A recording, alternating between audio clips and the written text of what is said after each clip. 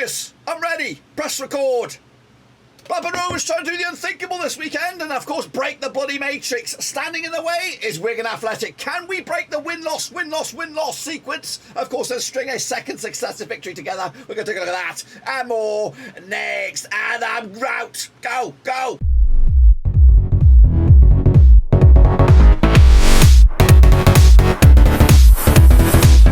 That's right, folks, back once again with another match preview. Look forward to Blackburn Rovers' latest match. That's right, up against Wigan Athletic over in the Championship. And we'll get to that in just one second. If you know where you've been, smash your subscribe button back to all things Rovers related, Championship related, World Cup related. Later this year, of course, can we indeed snap the matrix into a bits and pieces, a smithereens, there we go, and get our second successive victory in a row, of course. We'll take a look at that and, of course, all of it in a second. Of course, people shout out to VIPs, they are the picture. Of course, a big shout out to Blue Rose Capital for sponsoring this video, of course. But we are looking forward to the game. Of course, it has been a long time coming. Let me slide over here, of course, as we look forward to the game again, and hopefully we'll get it over the line, of course, at the DW. So these are the team coaches, of course. Liam Richardson, formerly, and you might not know this, or I might have already said it in the earlier preview, but formerly a Rovers Academy player way back when he was kicking the ball about. And I am older than him. I'm going to bitch slap him into next week, of course, because I'm an old man. But anyway, Liam Richardson, 42 years of age. He's managed against Rovers one time, and he was successful. I'm not sure when that was. It was in the fucking FA Cup, wasn't it? The little penis. No disrespect, but anyway, that's when it was. Meanwhile, JDT wants to have his success rate over Wigan and, of course, Liam Richardson, and that's, of course, on the Oki this coming weekend, of course, or midweek, should I say. 46 years of age, 1.66 points per game. But would you want to believe it? According to Transfermarkt, the most valuable player from Wigan is Ryan Nyambe. Now, Ryan Nyambe is having difficulty getting into the squad for Wigan. I don't know why. I think Darinka is the main choice right back, and I think he's captain, so correct me if I'm wrong, Wigan fans. But he is the most valuable player according to Transfermarkt. I didn't fudge the numbers. That is legitimately what came up. As for Rovers, of course, the most valuable player is Diaz, who is on the double. He scored a couple of goals on Saturday, and he's hoping to add to that tally. None the same as well. Kicking off all the value, $56 million for Rovers, $20 million for Wigan. We've got an E value of £2.25 million compared to the $857,000 of that of Wigan. They got more national players than we do. We got 6 young national players. They have more Johnny foreigners than we do, and of course we don't. We have less. Anyway, let's take a look at the tail of the tape here. It is quite tight numbers when you look at it over the course of 29 games since 2002. They've won 9 of them. We won 13 of them. There's been 7 draws, of course. Wigan, though, coming to this 50% form for them at the moment. That's 1-3 and lost 3. As for Rovers, of course, it's also the same 50% form, 1-3 and lost 3. And again, if you are to follow the sequence, if you are a believer in the Rovers matrix, which is what I'm calling it now, we are scheduled to lose this game. I don't know if JDT is half Morpheus, half Neo, and has put a bit of a bizarro world spin on us, but this matrix has been going on for a little bit now, and we want to see it broken. We want to see it snapped, or at least folded over itself. You know what I mean? We want to kind of like warp it around and get 2 wins together, and then maybe just kind of hold the matrix in the W column. That's what we're talking about. But anyway, our biggest win over Wigan, 3-0. The biggest win the other way, also a 3-0 win. They've scored 42 goals compared to our 51 over the course of 29 games. 1.45 goals a game ratio for Wigan, 1.76 goals a game ratio for Rovers, which means there's goals in this. Let's take a look at Wigan then. Of course, let's break down the numbers. Coming into this, not the greatest form for them. Back-to-back defeats, losing to Hull and losing to Cardiff on the weekend. But they are scoring goals. Scored just one game without a goal in the last 5. So they know where the back of the net is. But they have had a bit of a rough patch, probably at the wrong time for them, heading into a Northwest crunch clash. As for the games out of this game, they'll take on Sunderland on Saturday. Then it's Middlesbrough on the following Wednesday. QPR, Wigan will take on Watford, and then, of course, Stoke as we enter the month of November. Let's take a look at the squad then, shall we? Of course, Amos is your number 1. Of course, you've got your defenders, Darinka in there. We've got Jason Kerr, Jack Watmore, Tom Pearce, amongst others. As for the midfield, we're taking a look at, again, Nyambe's classed as a midfielder. I don't know what that's all about either. Gwyn Edwards, formerly of Peterborough and Ipswich. James McLean, he'll be in the mixer there. Will Keane as well. Up top, you've got the likes of Broadhead, Fletcher, Charlie White, McGuinness, Scully. There's goals in there. I don't know how prolific they will be. Of course, Charlie White has been prolific in the past, but that maybe was at League One level. It's gone through the mill as well over the past couple of seasons. Anyway, taking a look at the star men so far. Max Power is your main man, with James McLean up with 707. Jack Watmore as well. Will Keane just shy of the 7.00 barrier.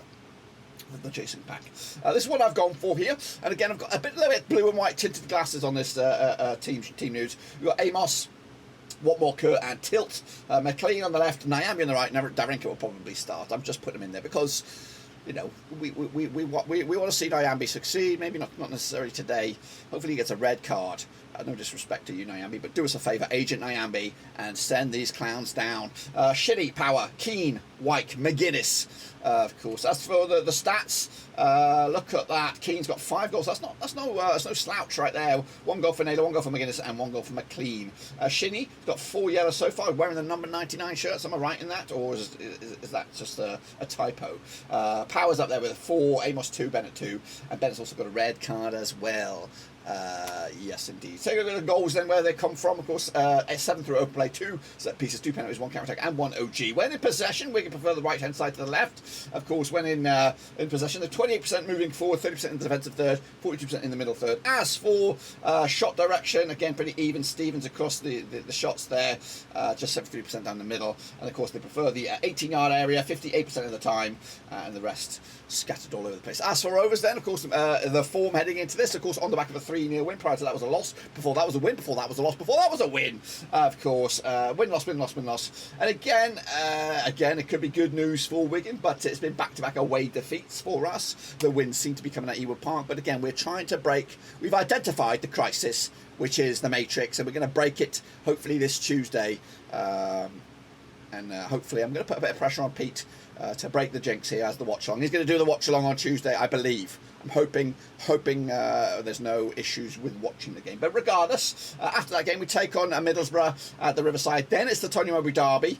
And again, that fall on Pete's schedule, so he'll have the honour there. Then it's Birmingham at Ewood Park, back on my docky there. Then Hull, and then Coventry on the 1st of November in a very, very busy couple of weeks ahead. Let's take a look at the players then, shall we, for Rovers. Kaminsky pairs between the sticks. Of course, Kaminsky outright number 1. Then the defenders.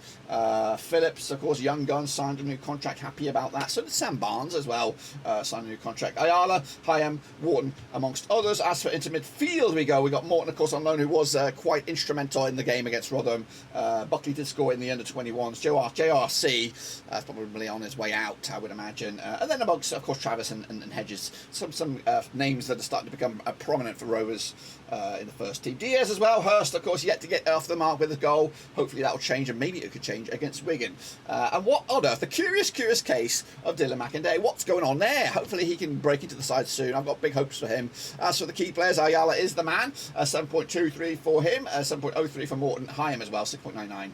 And of course the chasing pack as well. I've gone with a bit of a bizarro twist here. It seems to be a bit of a rotating deal at the moment, formation-wise. I've gone with the 4-3-3 here, and of course I had to drop somebody at the back.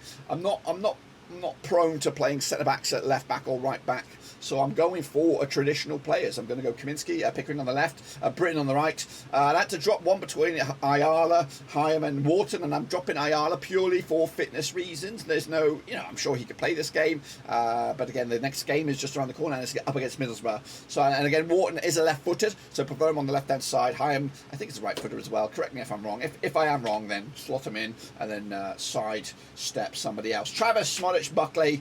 Again, it's probably going to be Morton, but again, his graphics not available in the FIFA foothead thing. So, for visuals, Buckley's in there. Then Diaz, Dolan, and then Hedges. Of course, hopefully the FIFA 23 graphics will be up soon, and then we'll have the real legit. But anyway, credible 11 here. Diaz, you got to start him. Smodic, again, performance of a lifetime so far in a Rovers jersey. A goal and assist. I thought he was involved with the penalty, but I got corrected. Anyway, the goals, of course, Burton Diaz got 7, Dole's got 3, Dak 2, and Smodic has now got 2. Up the ladder he goes. Yellows, of course, Gallagher 4, Travis 4, Dak 2, JRC 2. No reds so far. Let's keep that stat going. Of course, take a look at the goals then. Of course, 11 through open play, 3 set pieces, 1 counter attack, and 1 penalty. No own goals so far. When we're in possession, we prefer the right to the left, but only just. when moving forward, of course, in the attack or in possession, should I say, 24% is in the opposition, 34% is our own third, and 42% in the middle. And we do prefer the shots coming from the left-hand side. 57% of the shots are in the 18-yard box, just 4 in that Bradley Dacarino zone, which might or may not get bigger as the season goes on. As you can see, though, Wigan, according to my stats anyway, their home form to our away form is not great. Haven't won in a while, 6 games it looks like. I've got a few draws in there. As for Rovers away form, not great back-to-back defeats there, but of course we have got wins against Blackpool. That's pretty much it in the Championship. We did beat Bradford on their place. Let's take a look at the last 6 then, of course. This is all venues. It's more favoured here for Wigan. They do have a bit of a hoodoo on us. Of course, we are already straggling the hoodoo of the Matrix, and now we're going to straggle the hoodoo of the Wigan. So Wigan are actually unbeaten against us over the last 5 occasions. What am I looking at here? Where's the Rovers' victory? The last 3 occasions here. So back-to-back home wins for them heading into this. In fact, they've won 3 home wins on the spin. We'll look at that in a second in a bit more detail. And Rovers, of course, only won once in the last 6. It's not a great stat, that. And it was at Ewood Park, so it's been a while. But this is, of course, the real hoodoo right here. Of course, at the DWR. Played the last 6, haven't won. Picked up a couple of draws, but we are well overdue for a victory. And hopefully JDT can string something together and break this jinx. And of course, get us over the line with a big fat 3 points. Of course, last time was a thriller. 5 got was it was in the FA Cup, and Tharsgaard with a winner there. There we go. Sorry about that, teaser. I've just clipped him around the ear. Anyway, Wigan strikes aerial duels, create long shot opportunities. Their weaknesses, they have no significant weaknesses. What on earth is that all about? Wigan style play, playing with width, long balls, attacking down the right, playing in their own half. Rovers' strengths, though, create chances through balls, create chances through individual skill, finishing scoring chances, protecting the lead. Rovers' weaknesses, defending and counter-attacks, defending set pieces, avoiding fouling in dangerous areas. Our style plays long shots, short passes, through balls often, possession football and playing in the opposition's or in their own half, sorry. And of course, the forecast says Rovers will dominate possession on this one.